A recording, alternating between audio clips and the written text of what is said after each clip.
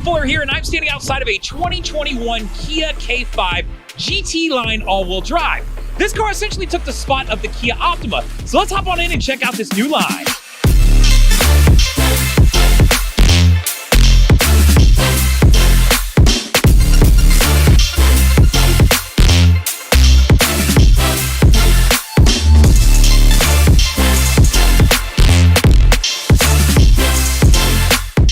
So as we start up here, I want to start at the front and talk about performance of this vehicle. So I'm going to pull you in and talk about this car. It is using a 1.6 liter engine. It's been turboed. You're going to get 180 horsepower out of this out to your wheels. Now, looking under the hood, I do have a little bit of space back there, so if I want to run auxiliary stuff, I absolutely can. As far as accessing some of your fluids, getting to your oil, getting to your dipstick is pretty easy to do in this car. I can see my air box over here. Of course, I have a fuse box, and then I do have easy access to my terminals, which I always do like. All right, guys, so while we're up here at the hood, I want to take a second to just stop and show you some comparisons of how this might live up against other cars when it relates to horsepower. Now, after we've talked about horsepower and you've looked at a couple of the options on the screen, then I want to jump over into the miles per gallon. This car currently gets 26 in the city and 34 on the highway. So let's take an opportunity to look at some of the comparisons out there as far as other vehicles it might compete against. All right, guys, so let's do a quick walk around on this vehicle and talk about some of the options and some of the safety features that are available on it. So let's hop on in here and walk through. So from the profile, you can immediately notice that it does have an 18-inch painted alloy wheel. It, of course, does come with a smart key entry system, so I can simply walk up and grab the door handle and it'll unlock for me. Now, moving around, you will see that it does have the black side mirrors along with the black top on the vehicle to match those black wheels. So a very sporty look to this. Now, you do have a full LED setup, and I will say that the daytime running lights are pretty fucking sweet looking. So, with that said, as you come around, you can check out the grille. It's an interesting grille. It's almost like a honeycomb look that's been twisted. So I do like it. It's actually a very unique look to the vehicle. Now, while we're up here in the front, I will point out that you can see this. You have a radar system that's right there, and that's going to be related to your forward collision warning system. So you have a collision avoidance system. Along with that, you have a blind spot monitoring system that's going to be in your mirrors. Now, outside of that, as we move around the side and the back of the car, one thing it does have that Honda doesn't typically have is going to be the safe exit assist, which is really cool, meaning that it'll prevent these back doors from opening in the event that there is a hazard or something approaching. So your kid won't open the door and get it blasted off by a motorcycle, which is a really cool idea. I would love to see Honda start carrying those.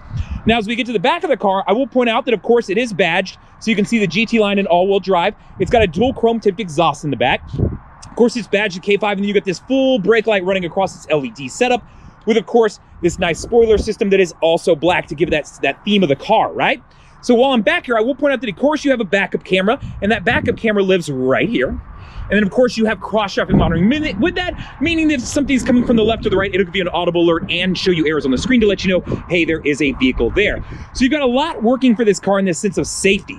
So if you're competing against a Honda or any of the other vehicles out there, much like, you would find Honda sensing in some of these other technologies, know that this vehicle does offer it. So it's actually a pretty good comparison when it comes to those, and it actually offers one unique characteristic that I know Honda doesn't offer. All right, guys, so here I am at the back of this vehicle, and I want to talk about some cargo space that you have. So let's come on in here, and I'll show you a couple things.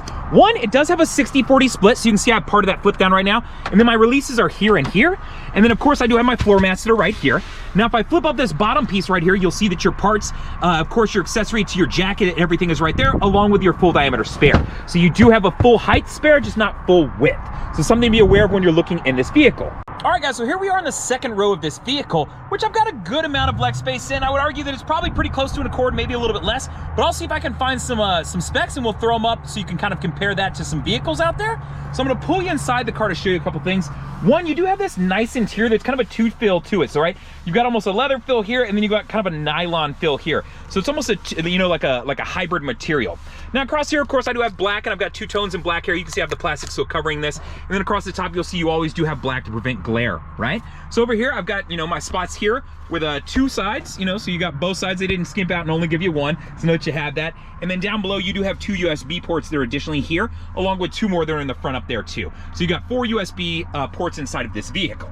All right, guys, so here I'm at the front row, and I want to talk about the seating arrangement. So let's pull you in here, and I'll start off by pointing out that you do, of course, have an 8-way powered seat here. So front, back, my back support, and then, of course, my lower lumbar support on this side. On the other side is going to be a manual adjustment, so you're not going to have anything there. You're going to need to climb models as you go up. Now, I will, of course, point out that it is badged right in the center of the seats. That is the GT line. So it does give it a nice sport look to it. Reminds me a lot of an Accord Sport if you're familiar with that vehicle. So let's go ahead and hop on in the car. But before we do so, I just want to point out that, of course, it does have some cool sport feel here, a nice illuminated K5. So a very nice look to it that's kind of sleek. As we move across over here, of course, you have your window controls, your window locks, and then, of course, your mirror controls, your left and right switching you can adjust on there, and then your door locks. So let's hop on in the car and go over some more features. All right, guys, so here we are sitting in the front seat of this vehicle, and I want to go over some of the steering wheel controls with you and some of the dash so that you can better understand kind of what it has and how it works. So let's take a look at that now.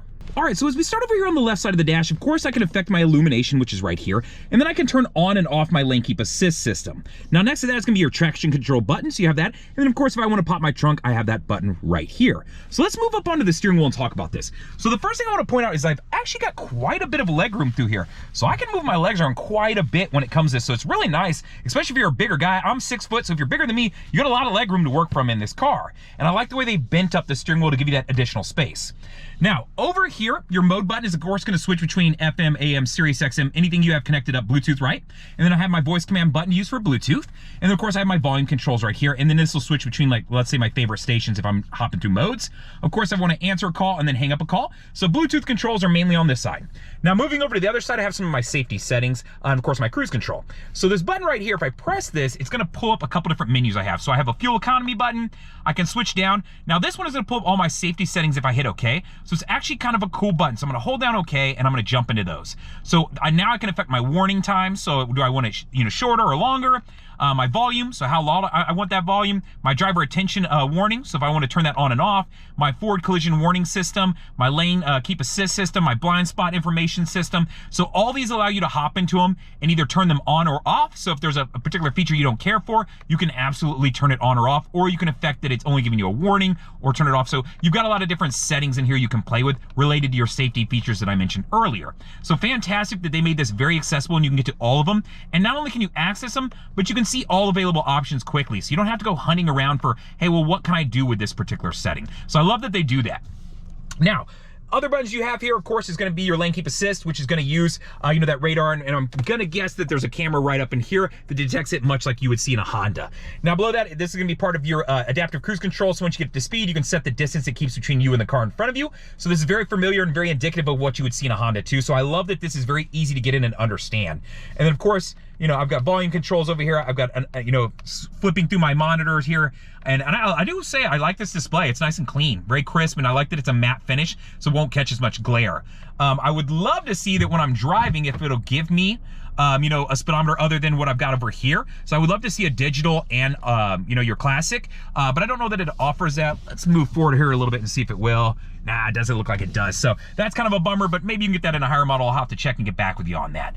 So other than that, you do, of course, have your auto on-off headlights, and they are LED, so that controls are gonna be on the left side, and then on the right side is gonna be your windshield wiper controls here. So very easy to understand. I love that the steering wheel is not, overwhelming with buttons. They've made it, there's still quite a few, but they're easy to understand, and if you're reaching through here, you can fill around once you get the sense of where they are. The other thing that they've done here that's kind of interesting is you have this kind of flare out over on the side, and then of course you have a hood to prevent glare too. So it's interesting that they've kind of built these two to help you out and prevent some glare when you're driving maybe into the sun, if it's rush hour time. So I like that they've done that additionally too. All right, so one of the things I want to do is try to connect up a phone because it's always interesting to see how that works in a new vehicle. So we're going to start off here. I've already got my Bluetooth turned on, and we're going to see how this works. So vehicle name, add new device. Okay, so let's go to my Bluetooth in my phone. So I'm going to do that now, and we're going to go find this and see how hard this is going to be. So first we need to go to the right place. So let's go to Bluetooth, pair a new device, and see how hard it's going to be to find. So Kia Motors, we found Kia Motors. Let's see if it'll pair up. Hit pair. All right, so that was surprisingly easy to pair up a phone to this car. So I'm excited to see that. I use, of course, an Android device. So it's gonna wirelessly connect up to Android Auto, which is even cooler. I always love that. So let's let this work through it and see how hard it's gonna be to connect. While it's doing that, I know that you can see kind of in the background, there is a little bit of a glare that it catches off the screen. I would love to see a little bit more of a matte finish to that, but no big deal. We can still appreciate it for what it is. So yeah, immediately it was able to pull up, of course, my Apple CarPlay or Android Auto, whichever you prefer to use. I just happen to be an Android user. And of course, you can see that I have access to things like Spotify, Google Maps, Waze. If you're an Apple user, Apple Maps. There's plenty of podcast activities out there if that's your thing. There's several. So what I'll do is I'll take a second to throw up on the screen probably 15 of the most commonly picked up and used apps that translate over to Apple CarPlay and Android Auto. So take a look at that. Maybe there's something that catches your eye. All right, so here we are on the home screen of the vehicle. So I just wanted to show you what this screen looks like and how you work through it. So you can see up here, I've got a couple different things that I can work through on this all menu screen that you're seeing here. Now, if I jump back out of that, you can see classically what I was listening to last. So this would be via Spotify, so a little bit of Otis Redding. Hopefully you can show some love to Otis. Android Auto, I've got a map that I can jump over to, and then, some of my media options here. So I'm gonna go down to all menu here and walk you through a couple things. The first, you do have a user manual available to you, but chances are you're probably gonna go to YouTube if you are, because you're watching this video right now. Now, Yuvo is essentially kind of like their OnStar setup. So you've got road assistance, a call center that you can get in touch with, vehicle diagnostics, and then of course maintenance reminders and notices, right? So I think everybody can understand the general gist of what that is. So let's jump back into that menu here. Of course, I can jump over to Android Auto since I do have my phone right now wirelessly connected up. And by the way, I also have my phone sitting in the wireless charger. So there's a lot going on here. Although I will mention that I happen to use a phone that's in a case that has a metal magnet on the back, and it would not work with this on. So just keep that in mind. If you use a serious big case, a big OtterBox, a Defender, or something like that, you may have to switch over and take it off if you want to be able to take advantage of the wireless charger. So just something to note. It's something I've run into before with wireless chargers. It's not really that new, but it is nice when I can find one that it works, congruently with it. Notifications button here, I can set that up and activate it, but I'm not going to do that right now. Let's jump back out of this. So no voice memo. If you leave yourself a voice memo, of course you have FM and AM, that you can take advantage of. I can jump into those right there and then be able to play around with these and go from there. And it does have HD radio. So just a reminder on that additionally too. So let's jump back into that menu screen here. So let me get back out of this. I'm going to jump out of this and I'm going to scroll up here and exit through the Android Auto settings and go to the exit to the Kia menu, right? So just a different way that I can jump around in different things here. So I'm gonna scroll across here. Of course, my media I can jump into. Right now, this is the media it's pulling across just because I happen to be connected up. So you're gonna get to throw to the Android Auto here quite a bit in this vehicle. So let's scroll back up and jump back over to Kia and get out of this.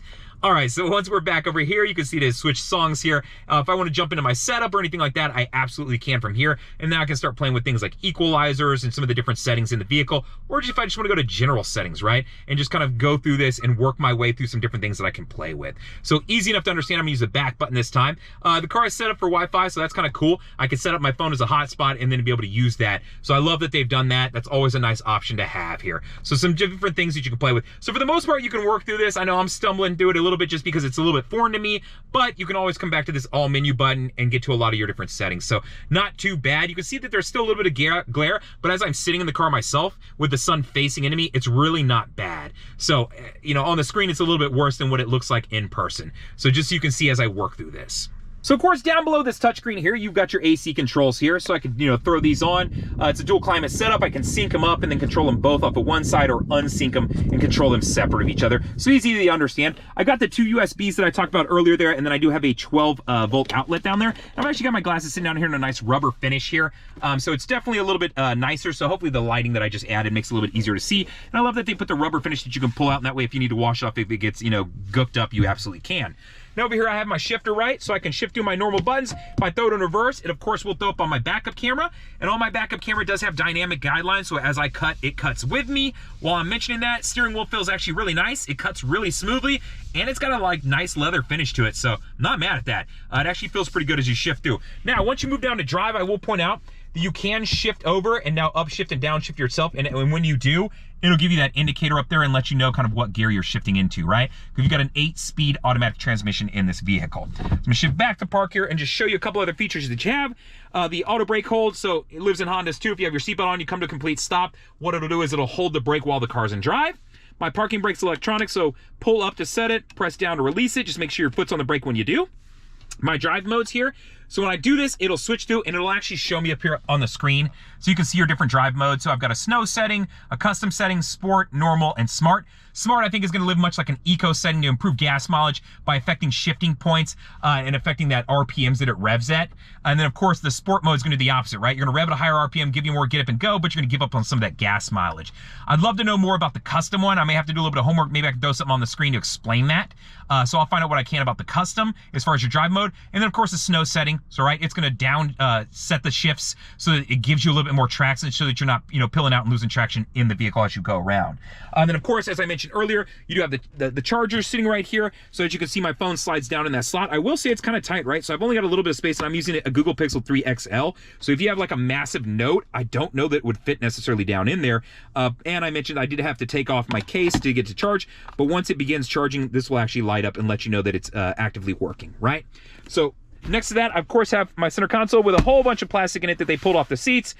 So you can see there's quite a bit of space down in there that you can use. This car is brand new, it just came into this dealership. So hopefully this helps explain. Oh, let's talk about what's above me. You do have this beautiful panoramic sunroof that I do like, so I can cover it up if I want that nice dark finish inside, or I can send it all the way open, and of course it'll throw open my shade for me, and then additionally it will open up this sunroof. So you've got quite a bit of space that you can work with. So nice, it opens up about this much, which is about the size of a regular sunroof. So not as big, but I love that you can at least have a little bit of light coming in. It's a wow factor. Let's not get it, you know, twisted. All right, guys, so that is the Kia K5, specifically the GT line and the all-wheel drive model. I love the fact that they're making an all-wheel drive model. I get asked regularly why Honda doesn't, and I wish that they would, because when you get into some of those colder states and you start worrying about traction and snow and things like that, it really would help out some. So I would love to see that land. Additionally, what I like about this car is it did have the rear door open. So when I throw that open, it'll actually help prevent the door from opening and getting blasted by a big truck or car or anything that they mention hazard when you look it up. So I love that feature. It doesn't exist in Honda. I don't know about some of the other makes out there, so I'll do a little bit of homework on that too and see what we can figure out. So know that that's kind of a cool, unique feature to this vehicle that doesn't live necessarily in the Honda lineup. Outside of that, the touchscreen is nice. Got a little bit of a glare, but I love that they propped it upright and it's nice and easy to access, and it's, you know, it's big and usable. So I love that about the car too. Steering wheel is actually really nice. The interior is nice. It reminds me much of an Accord Sport. So this car does compare a lot to an Accord Sport as far as the wheels, the outside look, the deck lid spoiler. You don't find the moonroof in the Accord Sport, so that's kind of a cool feature, and it is panoramic. So when I'm comparing it to an Accord and some of those other cars out there, I love that they're kind of a little bit of a hybrid of a couple vehicles that you wouldn't necessarily find in the Honda lineup. Outside of that, you're getting, I believe, 26 in the city, 34 on the highway. So I would love to see that be a little bit better, especially in a 1.6 liter. You know, there's only getting 180 horsepower. I know that you can, you know, get this vehicle in other engine sizes and get all the way up to 245 horsepower. So I know that there are some other options out there, and I may be willing to give up, since I'm not getting awesome gas mileage in this vehicle, to get more horsepower just to have fun in it, right? So just something to consider when you're looking at the car and considering the price point on it. Outside of that, I do think it compares pretty well with a Honda Accord, offering a couple features that Honda doesn't offer, but also a couple things that I like about Honda's a little bit better. So let me know what you think. Do me a couple favors. One, leave a comment. Let me know what you think. Did you like it? Did you not like it? If you did like it, that's part two. Hit the like button. Let me know. Three would be, of course, you know, subscribe to the channel. Let me tell you about other cars, mainly Hondas, but I like to look at the comparisons of other vehicles out there. And then four, I've added a new one. Share. Do you have some buddies that are in a Kia group? You know, do you have a friend looking at this car? Share with them. Share a link. Let them know what you think. Maybe they'll enjoy this video, and if not, they can leave a comment and let me know, right? Other than that, I want to say thanks for watching, guys. Later!